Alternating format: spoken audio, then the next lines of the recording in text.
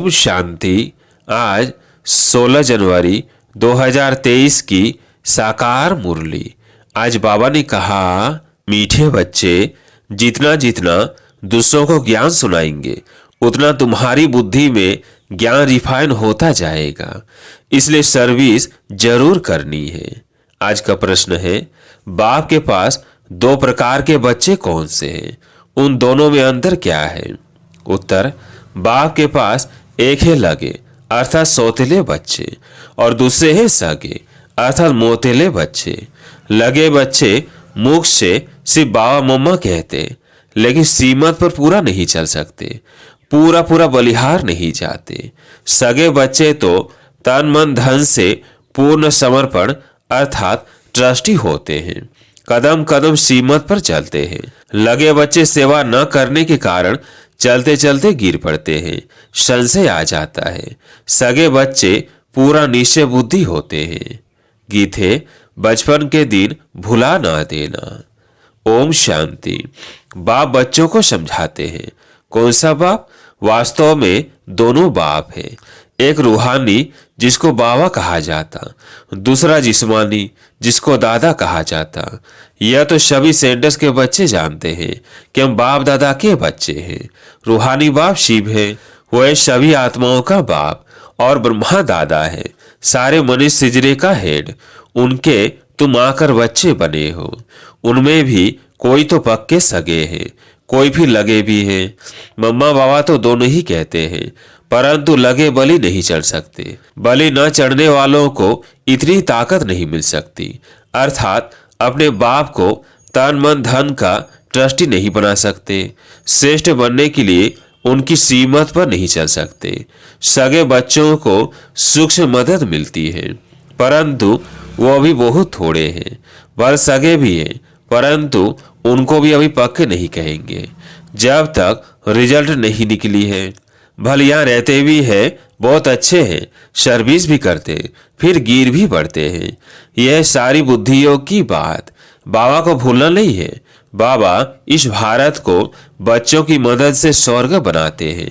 गाया हुआ भी है, शिव शक्ति सेना।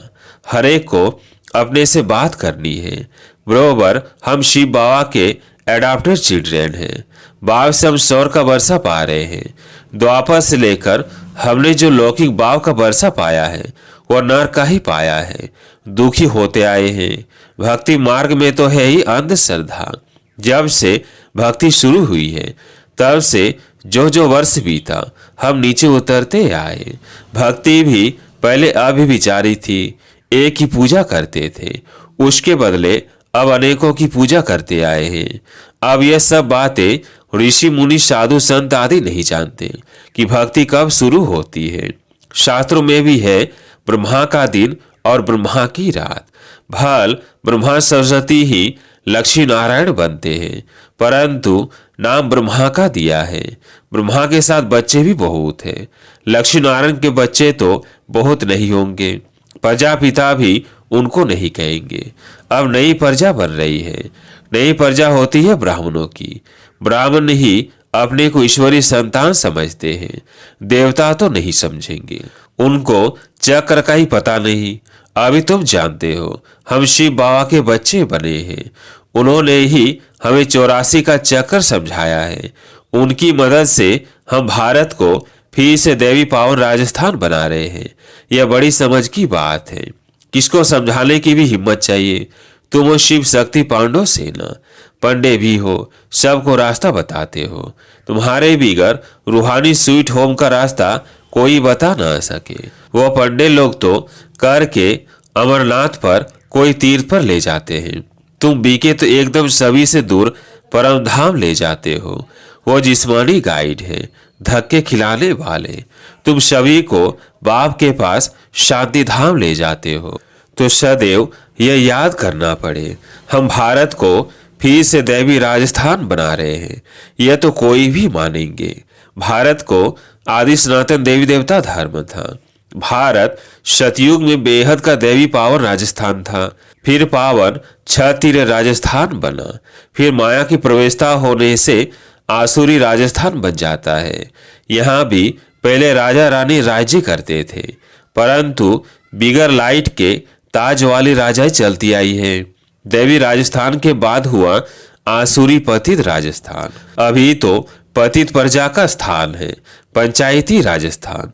वास्तव में इनको राजस्थान कह नहीं सकते, परंतु नाम लगा दिया है।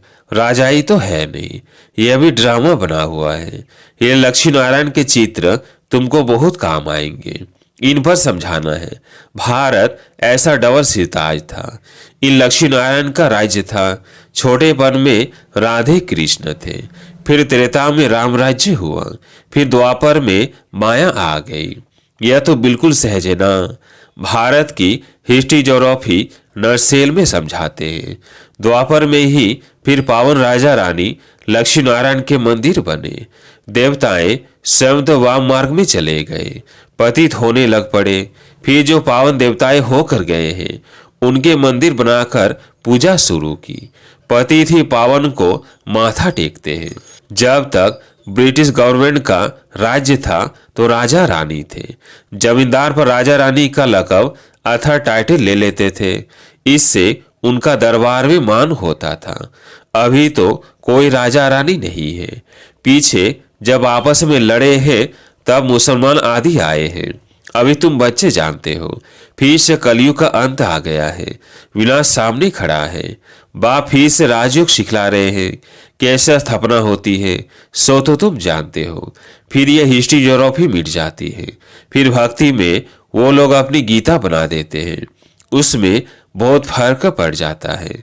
भक्ति के लिए उन्हों को देवी देवता धर्म का पुस्तक जरूर चाहिए, सो ड्रामा अनुसार गीता बना दी है। ऐसे नहीं भक्ति मार्ग की उस गीता से कोई राजा स्थापन करेंगे, वह नर से नारायण बनेंगे। बिल्कुल नहीं। अब बाप समझाते हैं, तुम हो गुप्त सेना, बाबा भी गुप्त है। तुमको भी गुप्त योग बल से राजाई प्राप्त करा रहे हैं। बाहुबल से हद की राजाई मिलती है, योग बल से बेहद की राजाई मिलती है। तुम बच्चों को दिल अंदर यह निश्चय है कि हम अभी भारत को वही देवी राजस्थान बना रहे हैं। जो मेहनत करता है उसकी मेहनत छिपी नहीं रह सकती। विनाश तो होना ही है। गीता में भी यह बात है। पूछते हैं इस समय की मेहनत अनुसार हमको भविष्य में क्या पद मिलेगा। या भी कोई शरीर छोड़ता है तो संकल्प चलेगा कि किस पद को प्राप्त करेगा। सो तो बाप ही जाने किसने किस प्रकार से तन मन धन की सेवा की है। यह बच्चे नहीं जान सकते, बाप दादा जाने। बताया भी जा सकता है इस प्रकार की सेवा तुमने की है। ज्ञान उठाया या नहीं, परंतु मदद तो बहुत की है। जैसे मनुष्य दान करते हैं तो समझते हैं संस्था बहुत अच्छी है, अच्छा कार्य कर रही है, परंतु मेरे में पावर रहने की ताकत नहीं है। मैं यज्ञ को मदद करता हूँ तो उसका भी रिटर्न उनको मिल जाता है। जैसे मनुष्य कॉलेज बनाते हैं, हॉस्पिटल बनाते हैं औरों के लिए, ऐसे नहीं कहेंगे कि मैं बीमार हूँ तो हॉस्पिटल में जाऊँ। जो कुछ बनाते हैं दूसरों के लिए तो उसका फल भी मिलता है, उसको दान कहा जाता है। या फिर क्या होता है, आशीर्वाद देते हैं तुम्हारा लोग परलोक सुहेला हो, सुखी हो, लोक और परलोक। सो तो इस संगम युग की बात है। यह मृत्यु लोक का जन्म और अमर लोक का जन्म दोनों सफल हो। बरोबर तुम्हारा अभी यह जन्म सफल हो रहा है। फिर कोई तन से, कोई मन से, कोई धन से सेवा करते हैं। बहुत है जो ज्ञान नहीं उठा सकते हैं, कहते हैं बाबा हमारे में हिम्मत नहीं है, बाकी मदद कर सकते हैं। तो बाप बताएंगे कि तुम इतना धनवान बन सकते हो। कोई बात हो तो पूछ सकते हो। फॉलो फादर करना है तो पूछना भी उनसे है। इस हालत में हम क्या करें। सीमा देने वाला बाप बैठा है, उनसे पूछना है, छिपाना नहीं है, नहीं तो बीमारी बढ़ जाएगी। कदम कदम सीमत पर न चले तो रोला पड़ जाएगा। बाबा कोई दूर थोड़ी है, समूह का आकर पूछना चाहिए।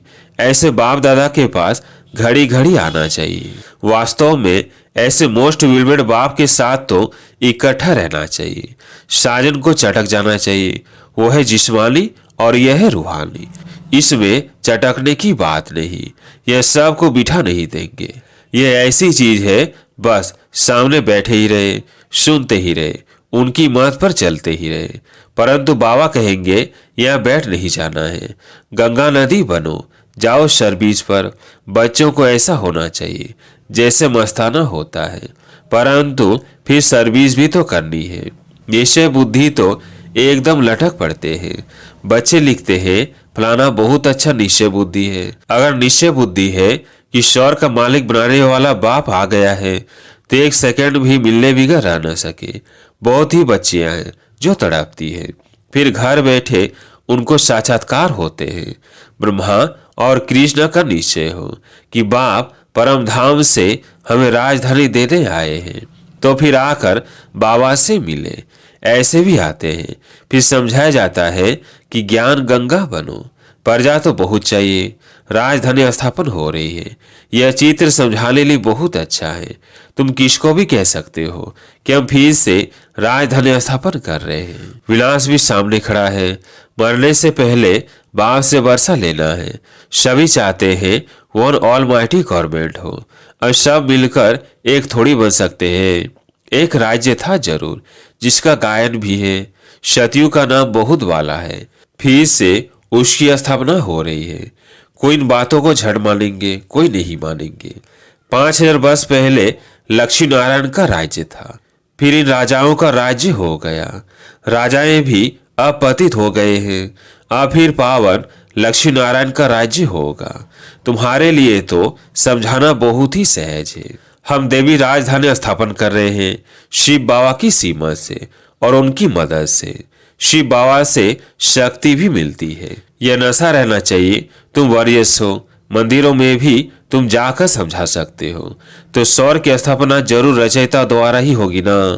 तुम जानते हो बेहद का बाप एक है, तुम्हारे सम्मुख तुमको ज्ञान श्रृंगार कर रहे हैं, राजयोग सिखा रहे हैं। वो गीता सुनाने वाले कभी राजयोग सिखला ना सके। यह अभी तुम बच्चों की बुद्धि में नशा चढ़ाया जाता है। बाबा आया है स्वर्ग की स्थापना करने। स्वर्ग में है ही पावन राजस्थान।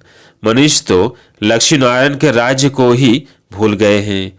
अब बाप सम्मुख बैठ समझाते हैं। तुम कोई भी गीता पाठशाला आदि में चले जाओ, सारी हिस्ट्री ज्योग्राफी अथवा 84 जन्मों का समाचार कोई सुना ना सके। लक्ष्मी नारायण के चित्र साथ राधे कृष्ण का भी हो तो समझाने में सहज होगा।